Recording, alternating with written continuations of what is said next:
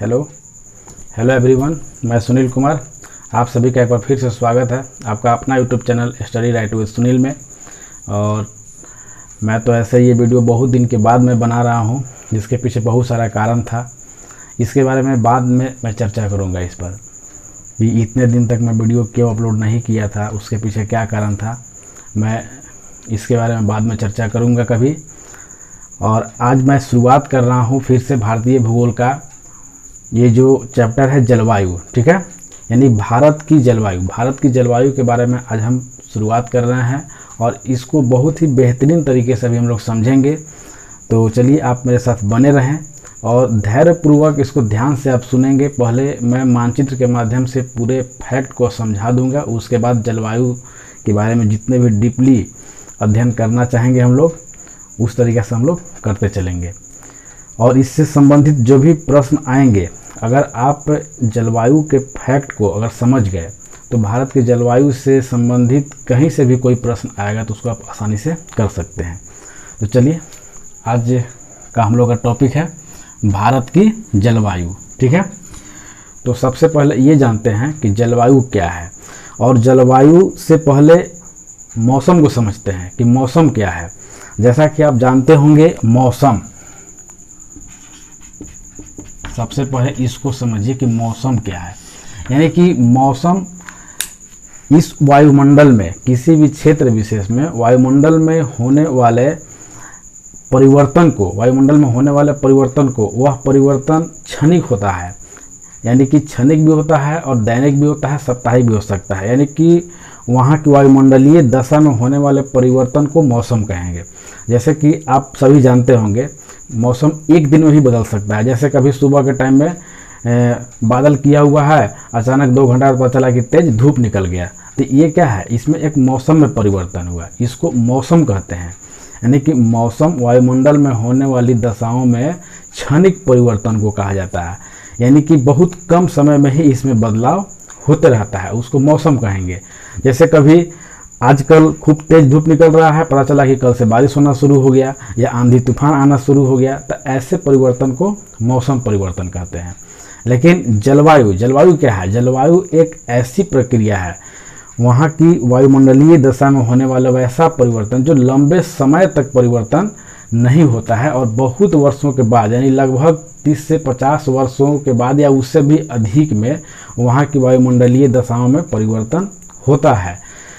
तो जलवायु जो निर्भर करता है वहाँ की वायुमंडलीय दाब, ताप और वर्षा इत्यादि अन्य तथ्यों पर निर्भर करता है। उसके बारे में हम एक एक करके चर्चा करेंगे।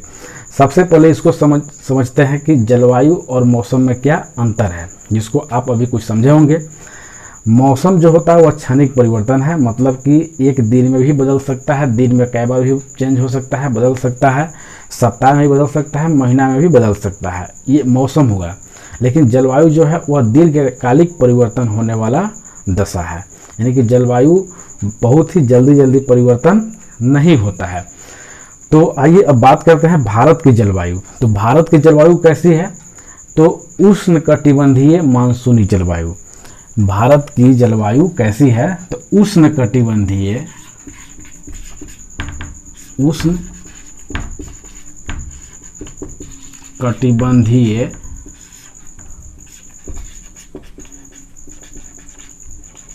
मानसूनी जलवायु, ठीक है। तो सबसे पहले यह प्रश्न आता है कि भारत की जलवायु कैसी है? तो भारत की जलवायु उष्णकटिबंधीय मानसूनी जलवायु है। तो इसमें 2 तथ्य आपको दिख रहे होंगे, एक उष्णकटिबंधीय और एक मानसूनी। तो ये समझते हैं कि उष्णकटिबंधीय क्या है और मानसूनी क्या है। तो उष्णकटिबंध का मतलब होता है गर्म क्षेत्र, उष्ण का मतलब हो गया गर्म और कटिबंध का मतलब हो गया क्षेत्र। तो आप ये जानते होंगे, जैसे कि देखिए ये ग्लोब है, ठीक है, ये मान लीजिए कि ये पृथ्वी है। हम एक एक चीज को धीरे धीरे समझाते चलते हैं और उसके बाद आगे बढ़ते चलेंगे, आप ध्यान से उसको समझते चलें।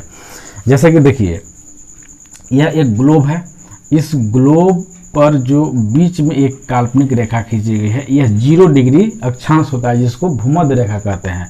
और इस भूमध्य रेखा से 23.5 डिग्री उत्तरी अक्षांश और 23.5 डिग्री दक्षिणी अक्षांश, ये वाला क्षेत्र जो होता है, पहले आप इसको समझ लीजिएगा तो भारत की जलवायु बहुत ही अच्छा तरीका से आपको समझ में आएगा। तो आप यहाँ ध्यान से देखेंगे कि 0 डिग्री से 23.5 डिग्री उत्तर की तरफ, यानी कि 23.5 डिग्री उत्तर और 23.5 डिग्री दक्षिण, नॉर्थ और साउथ, इस वाले क्षेत्र को जो बोलते हैं उष्णकटिबंध बोलते हैं। मतलब यहाँ से यहाँ तक वाले इस क्षेत्र को उष्णकटिबंध। क्यों? क्योंकि यह क्षेत्र हमेशा गर्म होता है। सूर्य का प्रकाश जो होता है यहाँ पर लंबवत पड़ते रहता है, यानी कि वर्ष भर सूर्य का प्रकाश यहाँ पर लंबवत पड़ता है, इसलिए यह क्षेत्र जो होता है बहुत गर्म क्षेत्र होता है, इसलिए इसको बोलते हैं उष्णकटिबंध। उष्ण का मतलब हो गया गर्म और कटिबंध का मतलब क्षेत्र, यानी कि यह हमेशा गर्म क्षेत्र होता है। ये आप समझ गए। जैसे कि आप कल्पना कीजिए, जब सूर्य निकलता है तो सूर्य के प्रकाश जब सुबह के टाइम होता है हमको उतना तेज नहीं लगता है हम लोगों को। क्यों? क्योंकि सूर्य उधर होता है और उसका प्रकाश तिरछा पड़ता है। जब सूर्य का प्रकाश तिरछा आता है तो उतना तेज धूप नहीं लगता है, लेकिन जैसे जैसे सूर्य आते आते हम लोग के सर के ऊपर जब पहुंचेगा तो दोपहर के टाइम में देखते होंगे कि सूर्य जो होता है हम लोग के सर के ऊपर होता है तो बहुत तेज धूप लगता है। तो इससे आप ये समझ सकते हैं कि सूर्य जब सीधा चमकेगा तो वहाँ पर तापमान बहुत अधिक होगा, और सूर्य का प्रकाश जब तिरछा जिस क्षेत्र में पड़ेगा वहाँ का तापमान कम होगा। तो सूर्य जो होता है वो 0 डिग्री से 23.5 डिग्री उत्तर की तरफ और 23.5 डिग्री दक्षिण, इसको बोलते हैं कर्क रेखा और ये बोलते हैं मकर रेखा। यानी कि कर्क और मकर रेखा के बीच में सूर्य जो होता है वो हमेशा लंबवत उसका प्रकाश पड़ता है, इसलिए यह क्षेत्र बहुत गर्म होता है। तो जब यह क्षेत्र गर्म होता है तो इसको बोलते हैं उष्णकटिबंध। और इससे ऊपर 66.5 डिग्री, यहाँ से 66.5 डिग्री, 66.5 डिग्री उत्तर और 66.5 डिग्री दक्षिण, 66.5 डिग्री दक्षिण वाले इस भाग को बोलते हैं शीतोष्ण कटिबंध। ठीक है, इसको बोलते हैं उष्ण कटिबंध। और कर्क रेखा से उत्तर की तरफ और मकर रेखा से दक्षिण की तरफ इसको बोलते हैं शीतोष्ण कटिबंध। तो आप ये समझिए कि हमारा भारत देश जो है वह कहाँ है। भारत जो है मेरा इस जगह पर है। आप जानते होंगे कि भारत इस प्रकार से है, कर्क रेखा जो है वह भारत के बीचों बीच से गुजरती है। यह मान लीजिए कि आपका भारत हो गया। ठीक है, ये आप देखिए कि हमारा भारत है, तो कर्क रेखा जो ये वाला लाइन है वो भारत के बीचों बीच से गुजर रही है। यानी कि कर्क रेखा बीच से गुजरता है तो कर्क रेखा के दक्षिण की तरफ, कर्क रेखा के दक्षिण की तरफ ये वाला जो भारत है यहाँ उष्ण कटिबंध है। उष्ण कटिबंध हुआ कि नहीं? लेकिन कर्क रेखा के उत्तर की तरफ वाला भाग शीतोष्ण कटिबंध में है। लेकिन इसके बावजूद भी भारत जो है वह उष्ण कटिबंध वाला देश है। तो इसको समझते हैं। तो आप यहाँ पर ये नोटिस करके लिखेंगे कि भारत उष्ण कटिबंधीय कैसे है, यानी कि भारत देश जो है वो उष्ण कटिबंधीय कैसे है। तो इसको आप समझ गए होंगे कि उष्ण कटिबंध वाला क्षेत्र किसको बोलते हैं। तो भारत का आधा हिस्सा जो है वह उष्ण कटिबंध में आता है और आधा शीतोष्ण कटिबंध में आता है। लेकिन इसके बावजूद भी भारत उष्ण कटिबंधीय देश क्यों कहलाता है? तो उसके पीछे मेन कारण है हिमालय पहाड़। उसके पीछे मेन कारण है हिमालय पर्वत की। हिमालय पर्वत जो है वो भारत के उत्तर में, भारत के उत्तरी सिरा पर यहाँ हिमालय पर्वत का विस्तार है। ये आप भी जानते होंगे कि यहाँ से यहाँ तक हिमालय पर्वत का ऐसे विस्तार है। तो इस हिमालय पर्वत जो है वह काफ़ी ऊंचा है, आप जानते होंगे। तो हिमालय पर्वत जो काफ़ी ऊंचा है उसके चलते साइबेरिया से, यानी कि ध्रुव की तरफ से चलने वाली शीतल हवाएं जो होती है वह भारत में प्रवेश नहीं कर पाती है। आप इसको ऐसे समझिए कि यह तो उष्ण कटिबंधीय है यानी गर्म क्षेत्र, यह शीतोष्ण कटिबंधीय है। और इसके उत्तर की तरफ यहाँ जो ये ध्रुव की तरफ, यहाँ ध्रुव और यहाँ ध्रुव, ये वाला क्षेत्र में जो होता है वह ध्रुवीय कटिबंध होता है, मतलब कि शीत कटिबंध, एकदम ठंडा। यानी कि भूमध्य रेखा से हम जैसे जैसे उत्तर की तरफ बढ़ेंगे या जैसे जैसे दक्षिण की तरफ बढ़ेंगे तापमान घटते जाता है और ध्रुव पर तापमान जो होता है एकदम कम हो जाता है। तो दरअसल होता क्या है कि यहाँ से चलने वाली हवाएं, जो ठंडी हवा है, जो साइबेरिया से या चीन की तरफ से होकर के जो भारत में प्रवेश करना चाहती है, वह भारत में प्रवेश नहीं कर पाती है। यानी कि यहाँ से जो ठंडी हवा जो इधर से आएगी, इस प्रकार से ये ठंडी शीतल हवा वह भारत में प्रवेश नहीं कर पाती है। उसके पीछे कारण क्या है? यह हिमालय पहाड़, यानी कि भारत के उत्तर में जो हिमालय पर्वत है वह साइबेरिया और चीन में चलने वाली शीतल हवा को भारत में प्रवेश नहीं करने देती है, यानी कि भारत में आने से पहले ही इसको रोक देती है। इसका परिणाम क्या हुआ कि भारत यहाँ से, ये देखिए बीच में कर्क रेखा है, इस कर्क रेखा से दक्षिण की तरफ तो उष्ण कटिबंध में आता ही है, लेकिन असली शीत वाली जो ठंडी हवा जो होती है, जो ध्रुवीय प्रदेश से उधर से आती है, उसको भारत में हिमालय पर्वत प्रवेश नहीं करने देती है, जिसके चलते पूरे भारत में ही गर्म क्षेत्र बना रहता है, जिसके चलते भारत में पूरे गर्म क्षेत्र बना रहता है। इसलिए पूरे भारत को उष्ण कटिबंध में माना गया।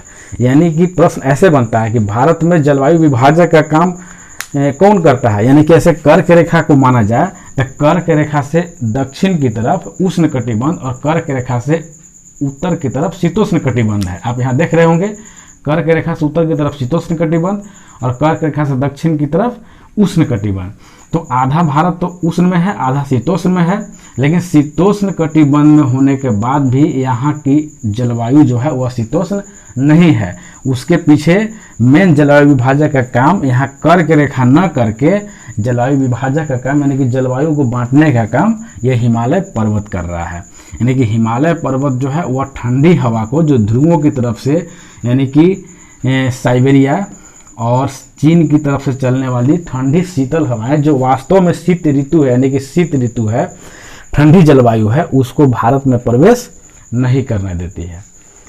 तो आप ये समझ गए होंगे कि हिमालय जो है वह भारत में जलवायु विभाजक का काम करता है, जिसके चलते बहुत ही ठंडी हवाएं भारत में प्रवेश नहीं कर पाती हैं। यही कारण है कि भारत में ठंडा के मौसम में भी जो ठंडे प्रदेश से, यानी कि भारत में पर्यटक जो आते हैं वह ठंडी के मौसम में भी भारत में ऐसे ही मतलब हल्का कपड़ा पहन करके घूम लेते हैं। उसके पीछे कारण यही है कि जो ठंडा उन लोग के पास जो पड़ता है वैसा ठंडा हमारे भारत में नहीं है, यानी कि भारत में वास्तविक शीत ऋतु नहीं होती है। तो चलिए, भारत एक उष्ण कटिबंधीय वाला देश कैसे है इसको आप समझे होंगे। अब समझते हैं कि मानसूनी, यानी कि भारत की जलवायु की दो विशेषता है, एक उष्ण कटिबंधीय और एक मानसूनी। तो उष्ण कटिबंधीय वाला देश कैसे है इसको अभी हम समझे। अब समझते हैं कि मानसूनी जलवायु वाला देश कैसे है। तो मानसूनी शब्द जो है, मानसून शब्द, यानी कि मानसून शब्द जो है वह अरबी भाषा के मौसम से लिया हुआ शब्द है। यानी कि मानसून की उत्पत्ति अरबी भाषा में मौसम से हुआ है, जिसका शाब्दिक अर्थ मौसम होता है, यानी कि जिसका अर्थ होता है ऋतु परिवर्तन के साथ हवाओं की दिशा में परिवर्तन। तो देखिए, भारत में ऋतु परिवर्तन के साथ हवाओं की दिशा में विपरीत परिवर्तन स्पष्ट रूप से होता है। आप देख रहे हैं, यह जो मैं तीर का निशान जो बनाया हूँ, इधर से यह उत्तरी पूर्वी मानसूनी हवा है, और यहाँ जो आप तीर के निशान देख रहे होंगे यह दक्षिणी पश्चिमी मानसून है। यह कौन सी हवा है? उत्तरी पूर्वी, उत्तरी पूर्वी, ठीक है।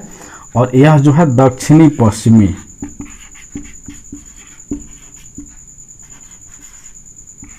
दक्षिणी पश्चिमी मानसून का अर्थ समझ गए आप कि यह अरबी भाषा के मौसम से लिया हुआ शब्द है, जिसका अर्थ होता है मौसम, अर्थात ऋतु परिवर्तन के साथ हवाओं की दिशा में विपरीत परिवर्तन। तो अब ये लिखिए कि भारत में दो प्रकार की मानसूनी हवाएं बहती हैं। भारत में दो प्रकार की मानसूनी हवाएं बहती हैं। कौन कौन? एक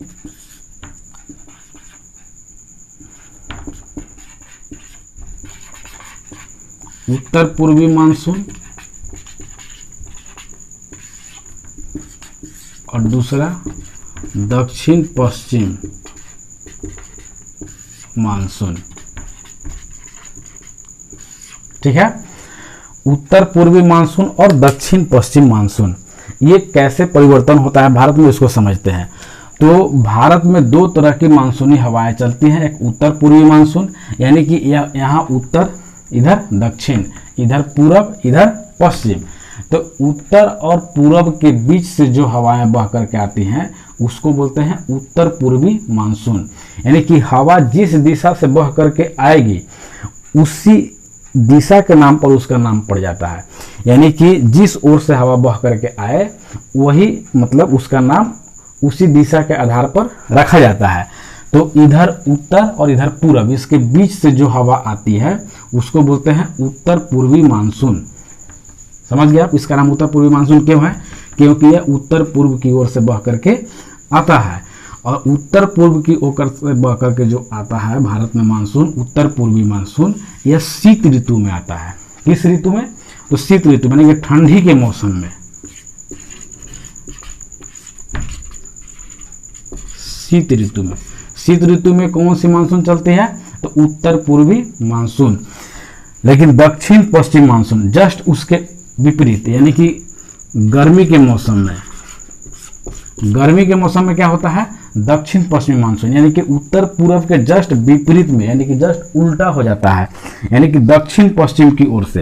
यहाँ देख रहे हैं इधर दक्षिण, इधर दक्षिण है, इधर पश्चिम। तो दक्षिण और पश्चिम की कोना से जो हवा बह करके आएगा उसको बोलते हैं दक्षिण पश्चिम मानसून। जो आप यह एरो तीर के निशान जो देख रहे हैं यह दक्षिण पश्चिम मानसून को दिखाया गया है। तो इस प्रकार से आप यहाँ ये समझे होंगे कि भारत में कैसे ऋतु परिवर्तन के साथ हवा के दिशा में भी परिवर्तन होता है। यानी कि शीत ऋतु में जो हवाएं उत्तर पूर्व की ओर से बह करके आती हैं, ठीक उसके विपरीत ग्रीष्म ऋतु में गर्मी के मौसम में दक्षिण पश्चिम की ओर से हवाएं बहने लगती हैं। तो इस प्रकार से ऋतु परिवर्तन के साथ जो हवाओं की दिशा में परिवर्तन हुआ, इसके चलते भारत एक मानसूनी जलवायु वाला भी देश हुआ। तो भारत उष्णकटिबंधीय मानसूनी जलवायु वाला प्रदेश है या देश है। इसको कैसे साबित किए अभी आप समझ गए होंगे, ठीक है। तो अगर लंबा क्वेश्चन आंसर लिखने के लिए आए कि भारत एक उष्णकटिबंधीय मानसूनी जलवायु वाला देश है, कैसे इसका विस्तार से वर्णन करें, तो आप इस प्रकार से इसका उदाहरण दे सकते हैं कि उष्णकटिबंधीय कैसे है और मानसूनी जलवायु वाला देश कैसे है। अब एक एक करके इसको फिर से ये समझते हैं कि मानसूनी जलवायु जो है वह उत्तर पूर्वी मानसूनी वह शीत ऋतु में ही क्यों आती है। यानी कि यह पूरे भारत में आप देख रहे हैं, यानी कि शीत ऋतु में हवाएं जो होती हैं वह उत्तर पूर्व की ओर से बह करके क्यों आती है, और दक्षिणी पश्चिमी मानसून हवाएं यह गर्मी के मौसम में क्यों बहता है। तो इसके पीछे के कारण समझने के लिए फिर से आप इसको देखिए। ये देखिए कि ग्लोब है, क्या है, ग्लोब। यहाँ पर ये भूमध्य रेखा है, 0 डिग्री को क्या बोलते हैं, भूमध्य रेखा या विषुवत रेखा। और अभी हम बताए थे कि उष्णकटिबंध यानी कि 23.5 डिग्री उत्तर और 23.5 डिग्री दक्षिण सूर्य की लंबवत किरणें इस भूमध्य रेखा और यहाँ कर्क रेखा, इसको बोलते हैं कर्क रेखा और इसको बोलते हैं मकर रेखा। यानी कर्क और मकर रेखा के बीच में वर्ष भर सूर्य का प्रकाश लंबवत पड़ते रहता है। तो कभी होता क्या है कि सूर्य 0 डिग्री पर यानी कि भूमध्य रेखा पर लंबवत होता है, फिर सूर्य धीरे धीरे कर्क रेखा पर यहाँ पर लंबवत होता है, फिर सूर्य धीरे धीरे मकर रेखा के पास लंबवत उसका प्रकाश पड़ता है। तो जब सूर्य का प्रकाश कर्क रेखा पर लंबवत पड़ता है तो आप खुद सोचिए कि जब सूर्य का प्रकाश कर्क रेखा पर लंबवत पड़ेगा तो इस दक्षिणी गोलार्ध में यानी कि इस वाला क्षेत्र में क्या होगा, ठंडा के मौसम आएगा। यानी कि सूर्य जब यहाँ पहुँचेगा इस एरिया में तो इधर वाले क्षेत्र बहुत गर्म रहेगा, यानी कि उत्तरी गोलार्ध गर्म हो जाएगा और दक्षिणी गोलार्ध ठंडा हो जाएगा। फिर उसके बाद जस्ट उल्टा, जब सूर्य का प्रकाश लंबवत मकर रेखा पर पड़ेगा तो ये उत्तरी गोलार्ध जो है यह पूरा ठंडा हो जाएगा और दक्षिणी गोलार्ध गर्म हो जाएगा। आप समझ रहे हैं इस चीज को। यानी कि जब सूर्य का प्रकाश कर्क रेखा पर लंबवत पड़ेगा तो इस दक्षिणी गोलार्ध में तापमान कम होगा, ठीक है, और उत्तरी गोलार्ध में तापमान अधिक होगा। फिर जब सूर्य का प्रकाश मकर रेखा पर लंबवत पड़ेगा तो दक्षिणी गोलार्ध, यह वाला क्षेत्र को दक्षिणी गोलार्ध कहते हैं, यानी कि इस गोला के आधा दक्षिण की तरफ यह जो होगा गर्म होगा और उत्तरी गोलार्ध ठंडा होगा, यानी कि इसके अपेक्षा उत्तरी गोलार्ध ठंडा होगा। तो एक चीज और आप समझिए, हवा कैसे बहती है। तो हवा का बहने के पीछे एक कारण है, उच्च दाब से निम्न दाब की ओर हवा का बहाव होता है। उच्च दाब से निम्न दाब की ओर क्या है, देखिए, जैसे कि यह कोई क्षेत्र है, ठीक है, सूर्य का प्रकाश यहाँ तेज पड़ा यहाँ पर, तो यहाँ पर क्या हुआ कि हवा जो है वह गर्म होकर के ऊपर की ओर उठ गया, हवा गर्म होकर के ऊपर की ओर उठ गया। जब हवा गर्म होती है तो वह गर्म होकर के हल्का हो जाता है। हवा जब गर्म होता है तो गर्म होने के बाद हल्का हो जाता है और ठंडा हवा भारी होता है। इस चीज़ को आप याद रखेंगे। तो हवा जब यहाँ पर गर्म हुआ, यानी कि सूर्य का प्रकाश जब लंबवत पड़ा तो यहाँ पर हवा गर्म हो गया, गर्म होकर के ऊपर उठा, तो यह जगह जो है वह खाली हो गया। क्या हो गया, जगह खाली हुआ। तो इस जगह के हवा को भरने के लिए इधर जब ठंडा हवा है तो ये भारी होगा और इधर से बह करके इधर आना शुरू हो जाएगा। तो जहां पर हवा गर्म होकर के ऊपर उठा वहां पर लो प्रेशर बना, यानी कि निम्न दाब बना, यानी कि दाब वहां पर कम है, हवा ऊपर उठ गया तो वहां पर दबाव कम बना ना, इसलिए यह जो है निम्न प्रेशर वाला क्षेत्र बन गया, यानी कि लो प्रेशर वाला क्षेत्र बना। और इधर जिधर हवा गर्म नहीं है मतलब ठंडा है, उधर हाई प्रेशर वाला, मतलब हाई प्रेशर का मतलब कि उच्च दाब वाला क्षेत्र बना है। तो हवा जब भी बहती है तो उच्च दाब से निम्न दाब की ओर, कैसे, उच्च दाब से निम्न दाब की ओर बहती है। समझ में आया? चलिए तो देखिए, उच्च दाब से निम्न दाब की ओर, यानी कि हाई प्रेशर से लो प्रेशर की ओर हवा का वहन होता है, यानी हवा का बहाव होता है। तो जिधर ठंडा हवा होगा उधर से बह करके जिधर गर्म हवा होगा, यानी कि गर्म हवा होकर के ऊपर जब उठ जाता है तो जगह खाली हो जाता है, तो उस खाली जगह की तरफ हवा भरने के लिए उधर से बहना शुरू हो जाता है। आप समझ गए? तो उसी प्रकार आप यहाँ समझिए, अब इसको आप समझ गए तो इस चीज को समझिए। सूर्य जो होता है वह 22 मार्च को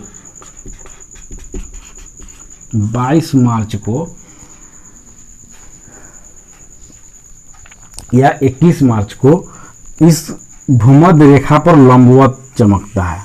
सूर्य का प्रकाश जो होता है लंबवत यहाँ पर पड़ता है 21 मार्च, बल्कि 21 मार्च इसको कर दीजिए, 21 मार्च, कहीं 22 मार्च भी रहता है। 21 मार्च को सूर्य जो होता है भूमध्य रेखा पर लंबवत होता है। फिर धीरे धीरे अप्रैल मई जून, यानी कि 21 जून को कर्क रेखा पर पहुंच जाता है। सूर्य जो होता है फिर 21 जून को कहाँ पहुंच गया, तो कर्क रेखा पर। 21 जून को कर्क रेखा पर सूर्य आ गया। तो स्वाभाविक सी बात है कि जब 21 जून को सूर्य कर्क रेखा पर आएगा तो ये दक्षिणी गोलार्ध में क्या होगा, दक्षिणी गोलार्ध में क्या होगा, तापमान कम होगा, यानी कि इधर ठंडा बढ़ेगा ना, और इधर उत्तरी गोलार्ध में गर्मी के दिन आ जाएगा। तो आप ठीक देखिए कि जून में जब भारत हम लोग का यहाँ ऐसे है, भारत ऐसे है ना, यहाँ पर भारत इस टाइप से हम लोग का है, तो यहाँ पर जून में हम लोग के यहाँ गर्मी होती है, यानी कि 21 मार्च के बाद से ही जब सूर्य उत्तरायण होने लगता है, मतलब कि सूर्य जब उत्तर की तरफ यानी कर्क रेखा की तरफ यहाँ पर जब आने लगता है धीरे धीरे, तो हम लोग के यहाँ गर्मी होना शुरू हो जाता है। अब इसको ऐसे समझिए कि मार्च के बाद जब सूर्य उत्तरायण होता है, यानी कि उत्तरी गोलार्ध में जब सूर्य होने लगता है, उसका प्रकाश लंबवत पड़ने लगता है, तो उसको उत्तरायण बोलते हैं। तो जब सूर्य उत्तरायण होता है तो क्या होता है यहाँ पर कि उत्तरी गोलार्ध में गर्मी का मौसम आना शुरू हो जाता है। तो इस उत्तरी गोलार्ध में जो हमारा भारत है उत्तरी गोलार्ध में, तो यहाँ से गर्मी होना प्रारंभ हो जाता है, यानी कि 21 मार्च के बाद अप्रैल मई जून, और जून आते तक सूर्य का प्रकाश जो है लंबवत कहाँ पर पड़ता है, कर्क रेखा पर। तो स्वाभाविक है कि इधर का तापमान कम होगा, यानी कि यहाँ ठंडा होगा। यही कारण है कि जब हम लोग के यहाँ जून में गर्मी होता है तो यहाँ ऑस्ट्रेलिया वाले भाग में ठंडा का मौसम होता है, मतलब वहाँ पर ठंडा होता है। तो इस प्रकार से आप यहाँ इसको समझिए कि जब जून में सूर्य यहाँ पर है तो क्या होगा, इस वाले क्षेत्र में लो प्रेशर बनेगा। इस वाले क्षेत्र में क्या बनेगा? लो प्रेशर बनेगा। यानी कि भारत हमारा यहाँ है, तो यहाँ आने के बाद जून में जब सूर्य के प्रकाश आएगा तो यहाँ पर लो प्रेशर बनेगा। देखिए, यानी कि इधर निम्न दाब वाला क्षेत्र बनेगा इस ओर में। तो निम्न दाब वाला क्षेत्र जब बनेगा तो स्वाभाविक सी बात है कि जब निम्न दाब क्षेत्र बनेगा तो इधर से हवा को खींचने की कोशिश करेगा। आप समझ रहे हैं? जब यहाँ पर निम्न दाब बनेगा, यानी कर्क रेखा के उस पार में 21 जून को तो सूर्य यहाँ पहुँच जाता है, तो इधर जब लो प्रेशर जब बनेगा तो इधर से हवा जो है यहाँ से आना इधर शुरू हो जाएगा इस जगह को भरने के लिए। तो ठीक उसी प्रकार जब यहाँ पर आप इसको यहाँ समझिए, जब इस क्षेत्र में जब लो प्रेशर बनता है, यानी कि निम्न दाब का क्षेत्र बनता है, जब सूर्य कर्क रेखा पर लंबवत चमकने लगता है इस भाग में, तो इधर वाला क्षेत्र भी गर्म हो जाता है। तो यहाँ वाला क्षेत्र जब गर्म होने के बाद यहाँ पर लो प्रेशर बनता है। क्या बनता है? Low pressure. तो इस लो प्रेशर के चलते हवा जो होती है इधर से खींचना प्रारंभ हो जाता है। इस प्रकार आप ये समझ गए होंगे कि जब सूर्य कर्क रेखा पर यहाँ तेज चमकता है तो इस वाले क्षेत्र में निम्न दाब का क्षेत्र बनता है, और यहाँ से यानी कि हिंद महासागर के ऊपर से आने वाली मानसूनी हवाएं, दक्षिणी पश्चिमी हवाएं इधर की ओर चल देती हैं। देखिए, आप इसको ऐसे समझिए, जब सूर्य कर्क रेखा पर चमकेगा, ठीक है, यानी कि जब सूर्य कर्क रेखा पर कब चमकता है? 21 जून को सूर्य कर्क रेखा पर लंबवत चमकता है। तो उससे क्या होगा कि ये उत्तरी गोलार्ध, यानी कि इस भूमध्य रेखा से उत्तर की तरफ उत्तरी गोलार्ध जो होता है वह गर्म होता है और दक्षिणी गोलार्ध ठंडा हो जाता है। तब क्या होगा कि इधर से हवा जो होता है इधर चलना प्रारंभ हो जाएगा, क्योंकि इधर लो प्रेशर बनेगा और इधर हाई प्रेशर है। तो हाई प्रेशर से लो प्रेशर की ओर हवा बहना प्रारंभ हो जाएगा। ठीक उसी प्रकार उल्टा होगा, जब सूर्य यहाँ चमकना शुरू होगा मकर रेखा पर, यानी कि 22 दिसंबर